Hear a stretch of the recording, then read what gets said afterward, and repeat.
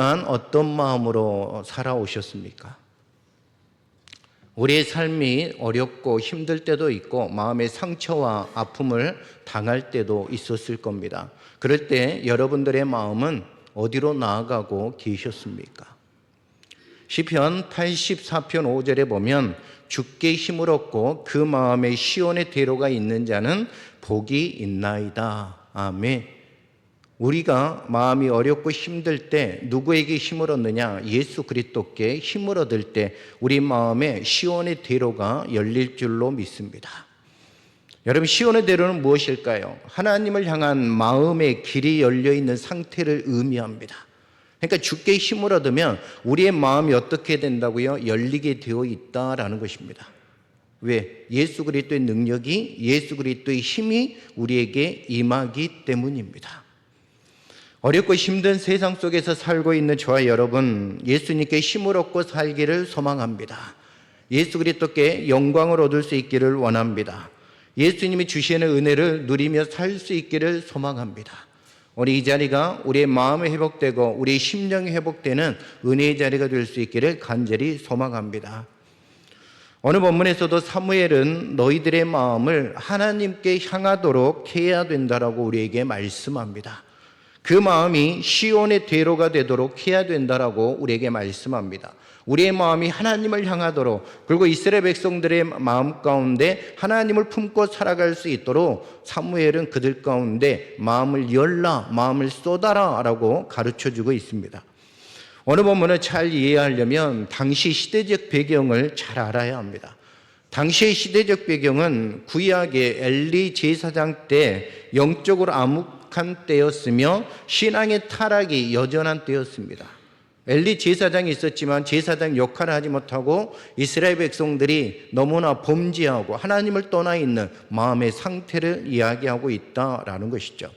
그래서 백성들에게는 종교의식은 있었으나 하나님을 섬기지 않았고 말씀대로 순종하지 않았고 하나님의 음성은 듣지 못하는 말씀이 없는 세대, 바로 그 시대가 엘리가 지배했던, 엘리가 다스리던 영적인 세대였다라고 말씀드릴 수 있습니다.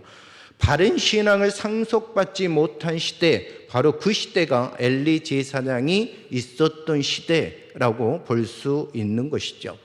그렇다고 하면 우리가 이 시대와 비교해 보면 어떨까요? 엘리 시대, 엘리 제사장이 이끌었던 시대와 지금 우리가 살고 있는 이 시대, 과연 무엇이 다르겠습니까? 말씀이 없는 세대, 바른 신앙을 상속받지 못한 때, 그리고 하나님의 음성을 듣지 못하는 시대, 그리고 말씀에 순종하지 않고 예수님을 떠나가는 시대, 여러분 무엇이 다릅니까? 그리고 타락한 제사장들은 하나님의 성전을 더럽힘으로 인해서 하나님의 영광이 성전에서 떠났다라고 이야기합니다. 그러면서 하나님의 법궤를 이방에게 빼앗기고 말았습니다. 왜요? 그 땅이 타락했기 때문에, 그 땅이 예수 그리스도의 중심으로, 하나님의 중심으로 살지 않았기 때문에 하나님의 법궤, 그 법궤를 빼앗기고 말았습니다. 빼앗겼던 법궤는 20년 동안이나 아비나답의 집에 보관이 되어 있었습니다. 이스라엘 백성들은 이방 신들을 섬겼고 하나님은 철저히 이스라엘 백성들을 외면하고 계셨습니다. 왜요? 그들에게 하나님은 콜링하셨겠죠. 하나님이 그들에게 말씀하셨겠죠. 근데 그들이 어때요? 말씀이 없는 세대, 하나님의 음성을 듣지 못하는 세대가 되었기 때문에 하나님의 말씀에 귀를 기울이지 않습니다. 그래서 어때요? 자기 생각대로, 자기 마음대로 살아가는 시대가 바로 그 시대였기 때문에 하나님은 어때요? 그 땅 가운데 철저하게 외면하고 계신 거예요. 하나님이 외면한 이스라엘은 영적으로 타락해 가기 시작했습니다. 그리고 정치적으로 불안하며 백성들의 고통은 점점 더해가기 시작했다라는 것이죠. 왜요? 하나님의 통치가 있을 때 그들이 어때요? 기뻐하며 즐거워했습니다. 다윗의 시대를 보십시오. 하나님의 통치가 임할 때 그 땅은 어떤 땅이 되었습니까? 어떤 나라도 넘보지 못하는 땅이 되었습니다. 그 땅은 어때요? 많은 사람들이 조공을 바치는 땅이 되었습니다.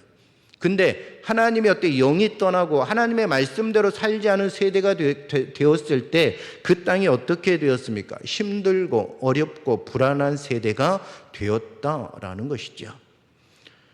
그래서 제사장 사무엘은 백성들을 미스바의 이스라엘 부흥성회로 모이게 한 것이요. 우리가 다시 믿음으로 나아가 보자.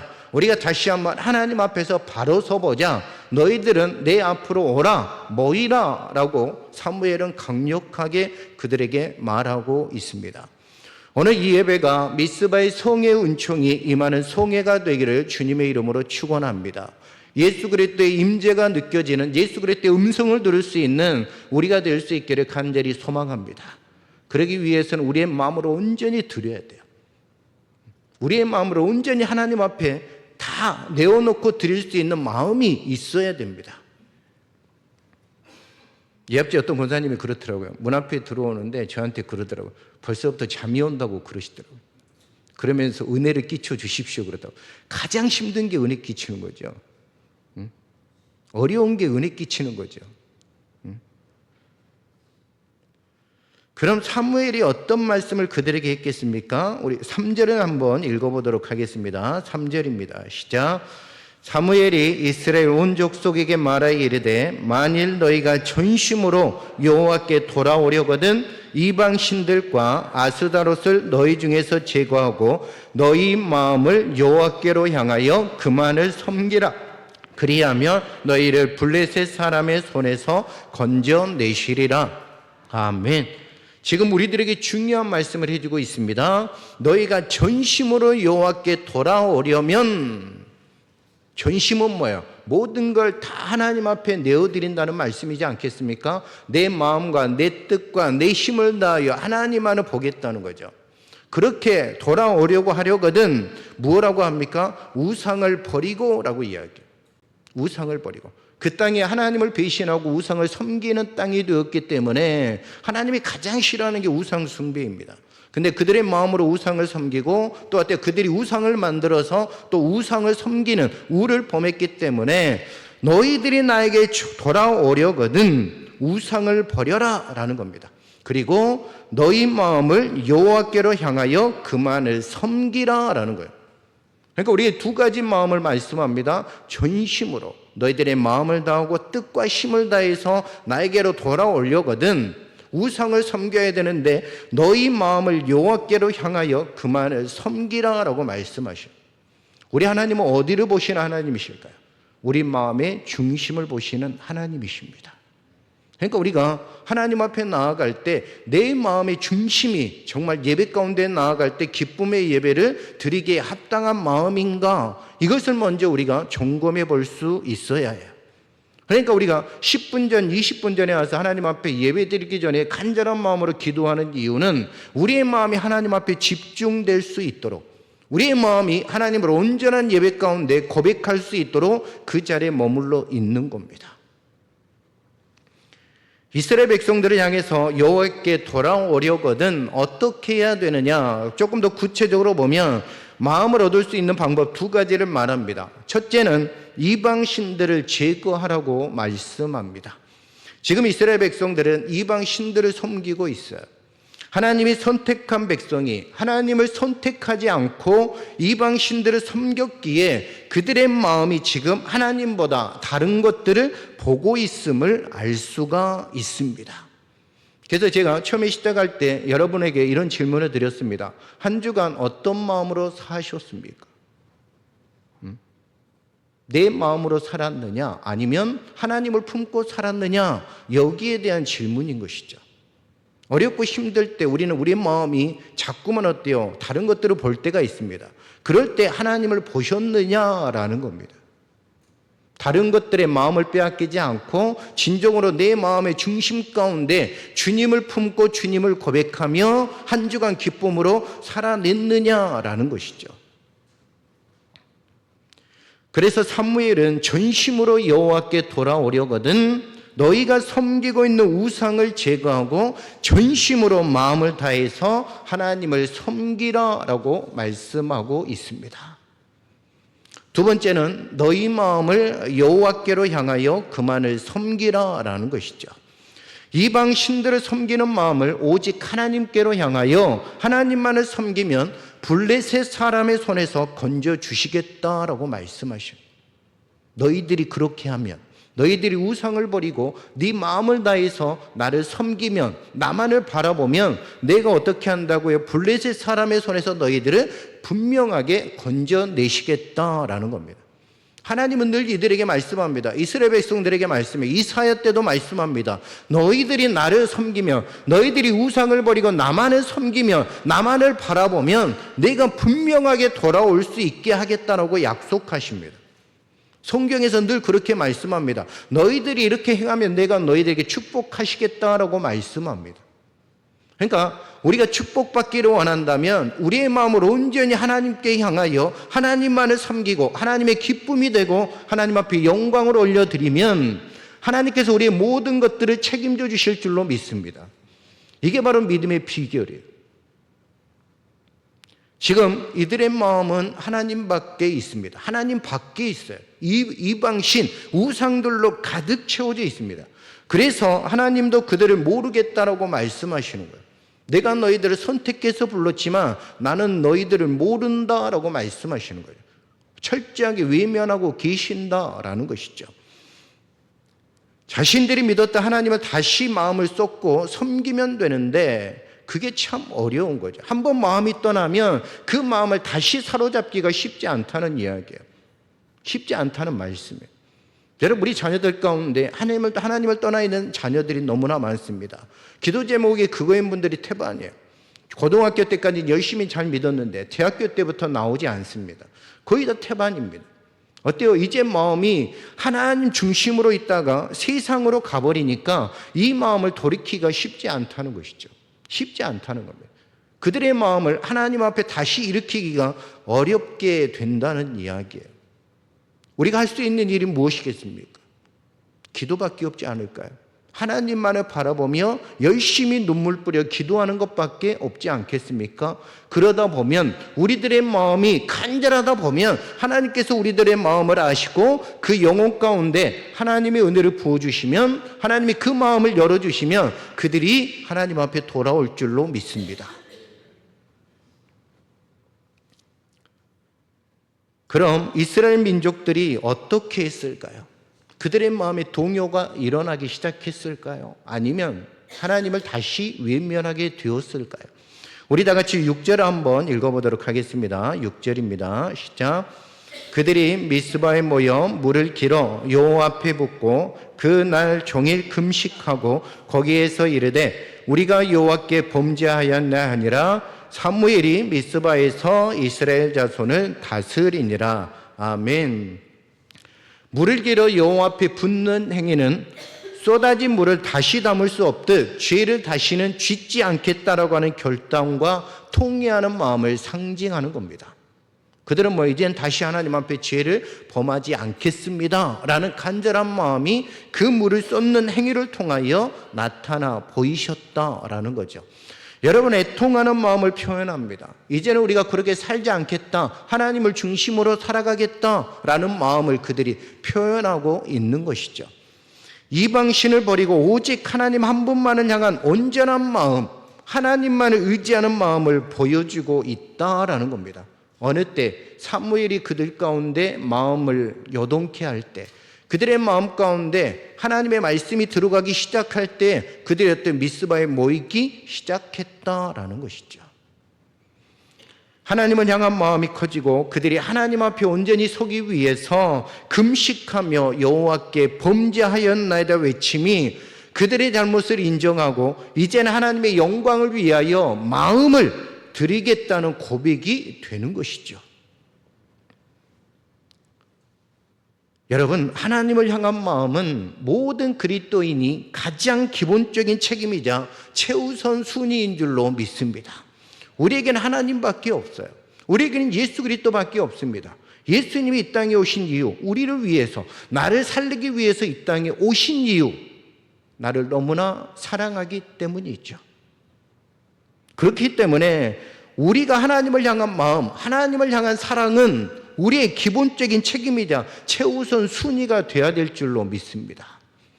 사랑과 열정, 그리고 하나님이 기뻐하시는 일을 실천하는 행위로 이제는 드러나게 되는 겁니다. 우리의 마음이 온전히 열리기 시작할 때, 우리의 마음이 하나님을 향하기 시작할 때, 말씀이 내 안에 들어오기 시작할 때 우리의 모습들이 변화되고 달라지기 시작한다는 것이죠. 왜요? 말씀이 이제는 붙잡힌 바 되는 인생이 되는 거예요. 영혼이 되는 거예요. 그래서 어때요? 내 마음대로 살아갈 수 없는 존재가 되는 겁니다. 이제는 어때요? 말씀에 순종해야지, 예수 그리스도를 바라보며 살아가야지, 이 마음이 우리의 심령 가운데 울림이 되고 깨우침이 되는 것이죠. 그래서 어때요? 이스라엘 백성들처럼 이제는 하나님 앞에 범죄하지 않고 우상을 버리고 하나님만을 따르겠습니다라고 하는 결단이 나오게 되는 줄로 믿습니다.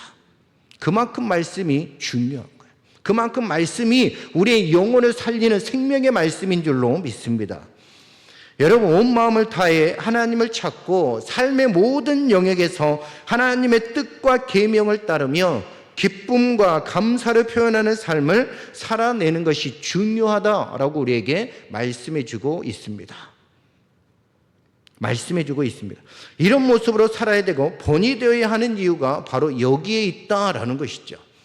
여러분, 믿음으로 살아낼 때 하나님이 기뻐하시고 우리 귀한 자녀들이 믿음의 본을 따르기 때문입니다. 우리가 그렇게 살아야 되는 이유, 우리가 본이 되어야 되는 이유, 말씀에 순종해야 되는 이유, 그것은 바로 우리 자녀들을 위해서라는 것이죠. 우리 손자, 손녀들을 위해서라는 겁니다. 여기 보면 대부분 이제 손자, 손녀들이신 것 같아요. 자녀들은 다 컸고, 이제 대부분 손자, 손녀들을 키우는 이제 대부분 이제 그런 분인데, 어떻게 보면 어린이 주일은 어떻게 보면 참 말이 이제는 맞지 않다라는 겁니다. 예전에는 어린이들이 많았기 때문에 아이들을 어떻게 키우는가, 거기에 대한 말씀이 나가는데, 이제는 과연 어린이 주일에 무슨 말씀을 해야 되느냐라는 것이죠. 손자, 손녀들을 매일같이 보는 것도 아니고, 어느 때마다 한 번씩 보는데, 그들에게 과연 어떤 말씀을 주어야 되느냐라는 것이죠.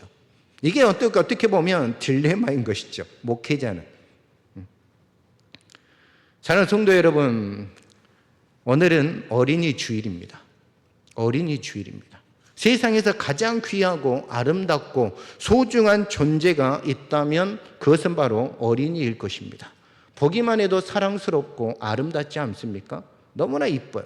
아이들을 볼 때마다 너무나 이쁩니다.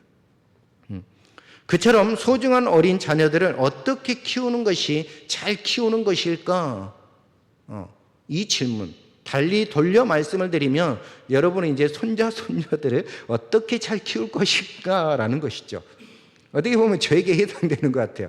우리 자녀들을 어떻게 잘 키울 것이냐라는 것이죠. 구약 성경 잠언은 솔로몬의 왕의 글입니다. 솔로몬은 1차적으로 자기 아들 르호보암을 교육하기 위해 이 글을 썼습니다. 그리고 아들을 바르게 교육하고자 하는 마음이 어찌나 간절한지 잠언 1장부터 7장까지 내 아들아, 내 아들아 호칭이 무려 12번이나 등장하고 있습니다. 이런 면에서 본다면 솔로몬은 눈물겹게도 자녀 교육에 마음을 쏟은 아버지가 분명합니다. 그러나 불행하게도 르호보암은 아버지의 그 귀한 가르침을 따르지 않았다라는 것이죠. 따르지 않았습니다. 역대하 12장 14절에 따르면 르호보암의 마음을 오로지 하여 여호와를 구하지 아니함으로 악을 행하였더라. 아멘. 뭐라고 말씀합니까? 마음을 오로지 하여 여호와를 구하지 아니하고 악을 행하였더라라고 말씀합니다. 근데 솔로몬에게서 배운 것도 있을 겁니다. 솔로몬이 얼마나 많은 죄를 범했습니까?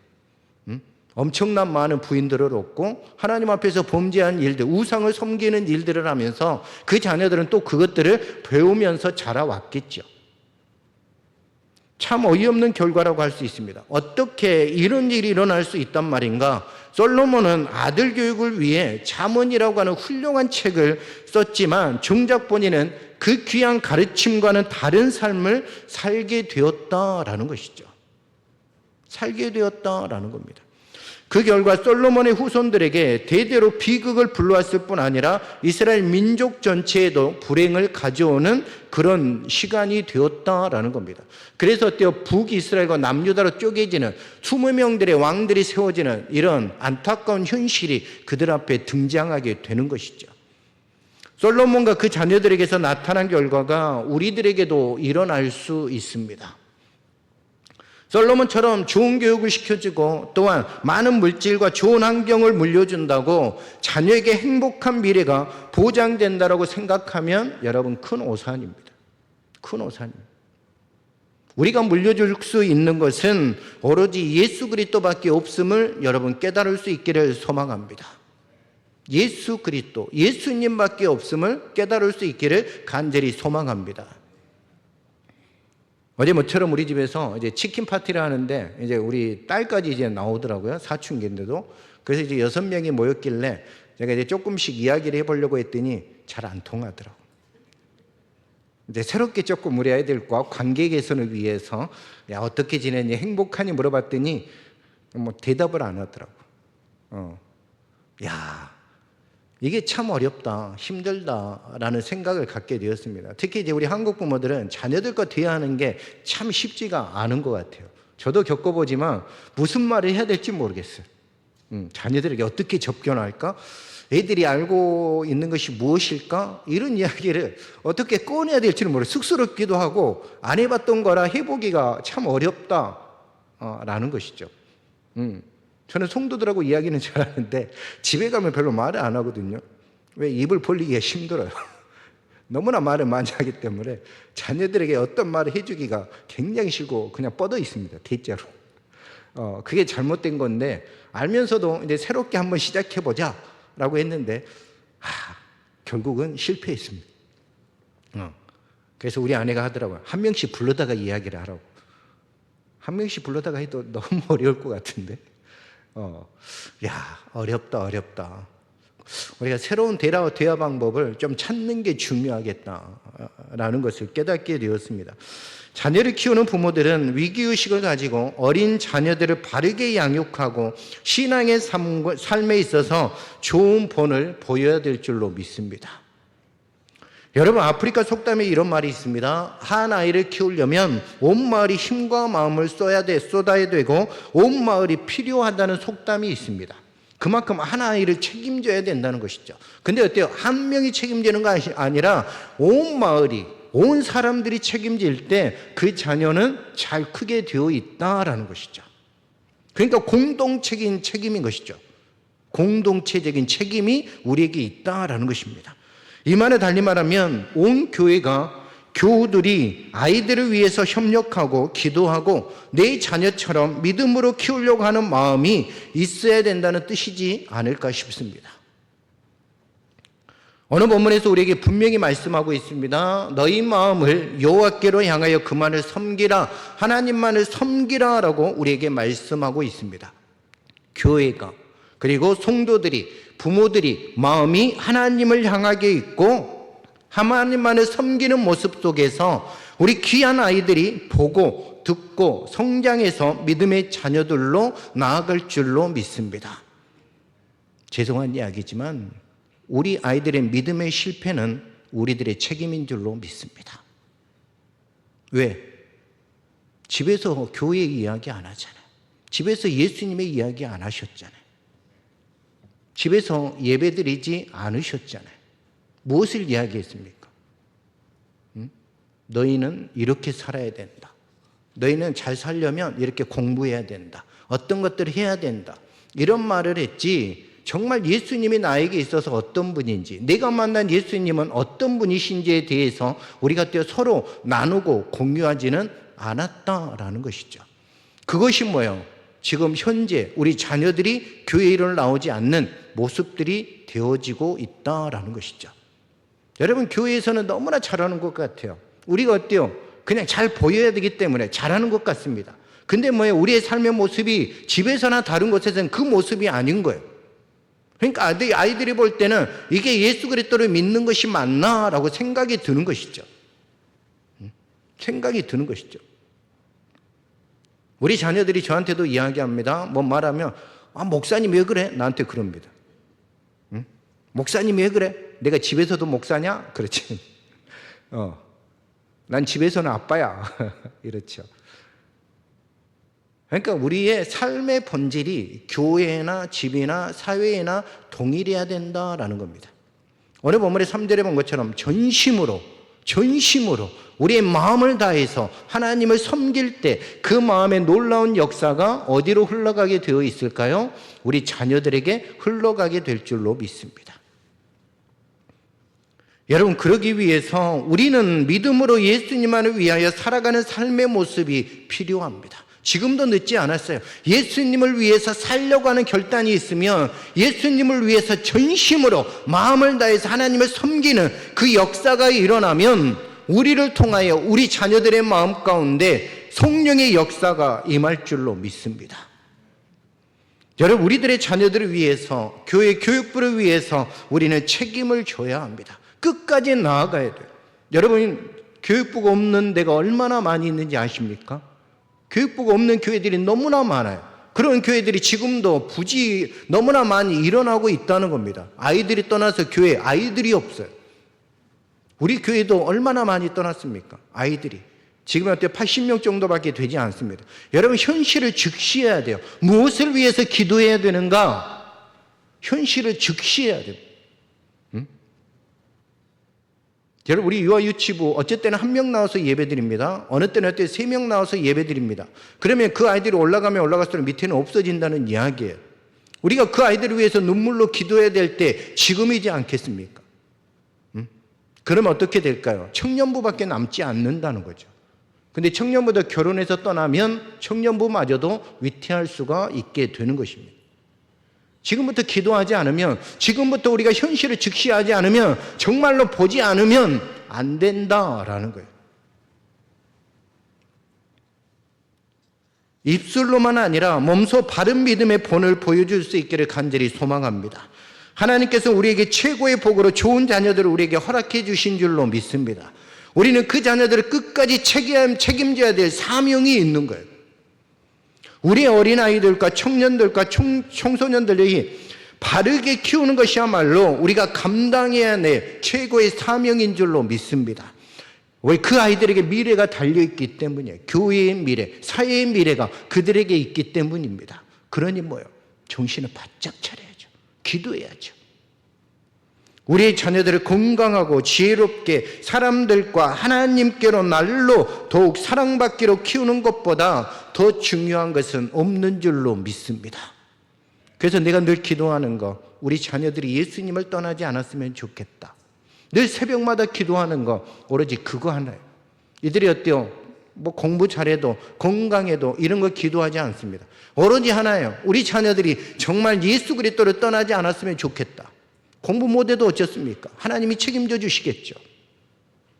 하나님께서 나에게 허락해 주신 자녀, 내가 하나님 앞에 온전히 바로 세우면 그 자녀는 하나님께서 책임져 주실 줄로 믿습니다.